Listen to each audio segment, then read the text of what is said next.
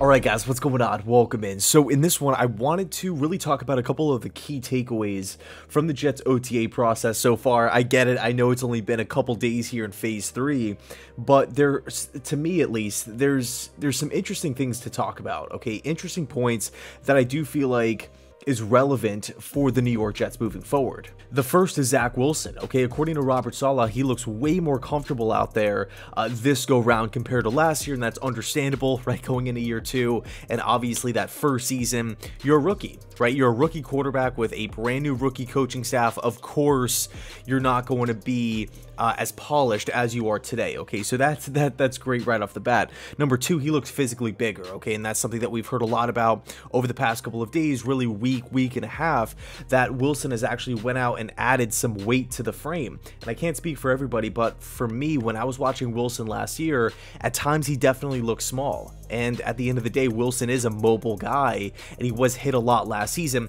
In fact, he actually got hurt. He missed a portion of time during the regular season. So I think the added weight for Wilson heading into next season could be really beneficial. Another thing that Saleh mentioned regarding Zach was the tone of his voice. It was louder, okay, and that's and he was kind of tying that into a quarterback confidence level, comparing that to last OTA period and everything like that. It just seems like Zach Wilson knows where to go with the football. He's been decisive. He's getting guys in the right direction, and he just looks like a more confident, more comfortable player at this point in time. So everything is looking up for this for the second overall pick in the draft. Okay, this guy has all the potential in the world, tons of physical tools. Seems like he really wants to get better, work at this position. He's actually going to be attending like the tight end university, and he also Wilson mentioned that he's going to be having a players camp in July, okay, with different New York Jets players, different offensive guys.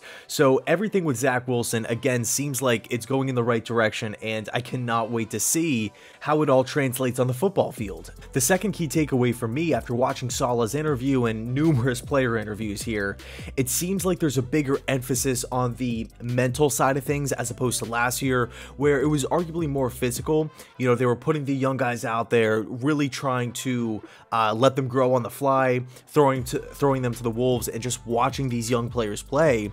And with the first team and everything like that, this go round, again, according to Saleh, it seems like it's more so getting guys accustomed to the system, the playbook, making sure guys know where they have to be, both offensively and defensively. And it's not like a padded practice scenario here where there's major contact and it's big time practice like you would see in the in training camp or even in the regular season. It's not like that. It's more nuance, and obviously there's not going to be that much contact, but it just really seems like there's a big focus on guys learning the system.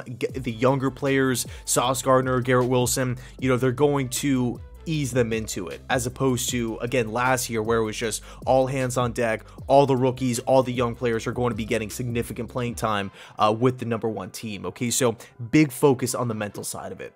So the third key takeaway for me is understanding that at this point the OTAs for the Jets are voluntary.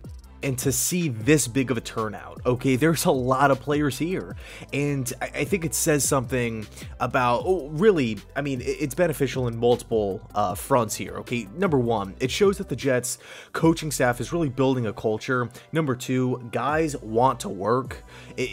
I think it would be somewhat, I understand it's voluntary, but hey, I mean, if we had a report come out that the Jets had 25 players skip, including Zach Wilson, Elijah, like nobody's showing up, I think it would be a little concerning to say the least, but that's not the case. Okay, that is not the case at all. So the Jets are not only building the culture on one hand, but on the other hand, they've added players that really want to get better. They want to build that chemistry with the teammates, work with the coaching staff, learn the playbook, and just get better, grind at the game of football. So you can't really ask for a much better combination at this point in time.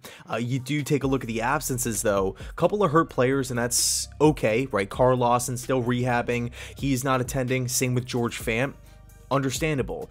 You look at the hurt players that did attend. Jeremy Rucker, Jamie and Sherwood, a couple of guys aren't really participating. But again, going back to the second takeaway, which was Saleh really focusing on the mental part, it's good that these guys are here. You know, just because they can't get on the field and, you know, go through drills and everything like that, it doesn't mean that they're not getting better. Okay, and that's a big thing for me. Okay, just being there, working with the coaches, watching teammates play, learning the playbook, and having really everybody in the same room that you could just ask questions and bounce ideas off of, I do think you will get better.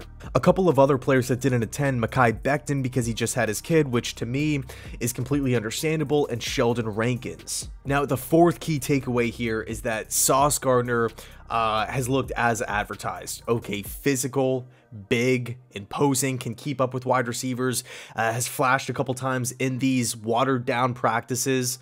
And look, and we've said it a million times on this channel, the Jet, any team, really all 32 team, nobody is drafting a corner in the top 5 if they just think he's okay. If they view him as a cornerback 2, hopefully he could be a cornerback 1 one day.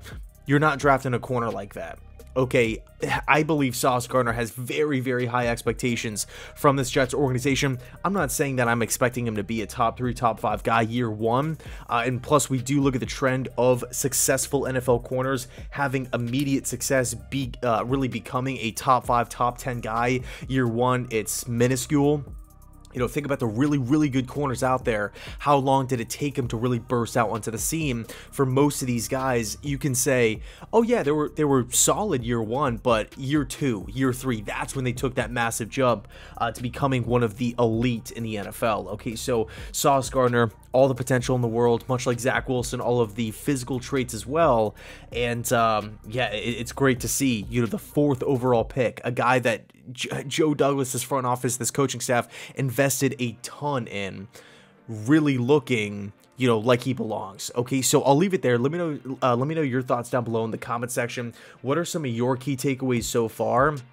It should be really fun to you know, dive into the comment section and see where everybody stands on it. Anyway, thanks so much for watching. I appreciate it, and as always, go Jets.